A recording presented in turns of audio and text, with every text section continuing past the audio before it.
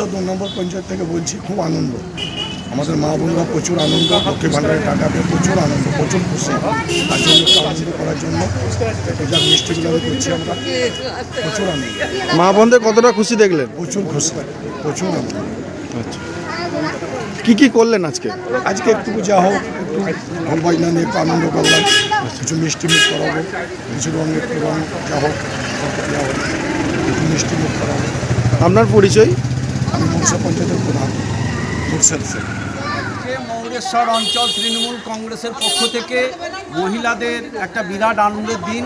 তার কারণ আপনারা সকলেই জানেন, বাংলার মাননীয় মুখ্যমন্ত্রী মমতা বন্দ্যোপাধ্যায়ের যে ঘোষিত বাজেট, সেই বাজেটে লক্ষ্মী ভাণ্ডারে টাকা বৃদ্ধি পেয়েছে। লক্ষ্মী এলো ঘরে, লক্ষ্মীর পাঁচালী আজকে সব জায়গায় চলছে। সেই জন্যে আজকে মৌরেশ্বর অঞ্চলের পক্ষ থেকে মহিলারা সকলেই আনন্দিত। আপনারা সকলেই জানেন বাজেট পশ্চিমবঙ্গের জন্য খুব সুন্দর বাজেট হয়েছে, খুব ভালো বাজেট হয়েছে তৃণমূল কংগ্রেসের পক্ষ থেকে। সেই জন্যে আজকে আমরা আনন্দ উচ্ছ্বাসের সঙ্গে আমরা এই কাজটা করলাম।